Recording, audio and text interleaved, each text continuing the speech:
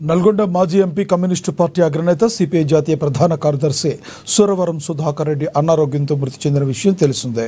ఆయన పార్థివ దేహాన్ని అభిమానులు, పార్టీ నేతల సందర్శనార్థం హిమాయత్ నగర్లోని పార్టీ కార్యాలయంలో ఉంచారు. ఈ క్రమంలో తెలంగాణ సీఎం రేవంత్ రెడ్డి అక్కడికి చేరుకుని సురవరం సుధాకర్ రెడ్డి మృతదేహానికి నివాళులర్పించారు. ఈ సందర్భంగా ఆయన మీడియాతో మాట్లాడుతూ సురవరం రాసిన లేఖతోనే తెలుగు విశ్వవిద్యాలయం పేరు మార్చామని ఆయన గుర్తు చేసుకున్నారు. అలాగే తాను సురవరంతో మాట్లాడతానని చెప్పానని, కానీ ఇలా కలిసి రావాల్సి వస్తుందని అనుకోలేదని బాధపడ్డారు సీఎం రేవంత్ రెడ్డి.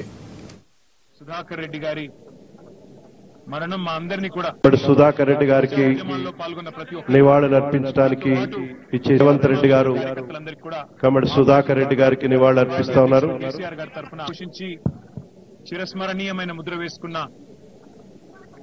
మహనీయులు పెద్దలు సురవరం సుధాకర్ రెడ్డి గారి మరణం మా అందరినీ కూడా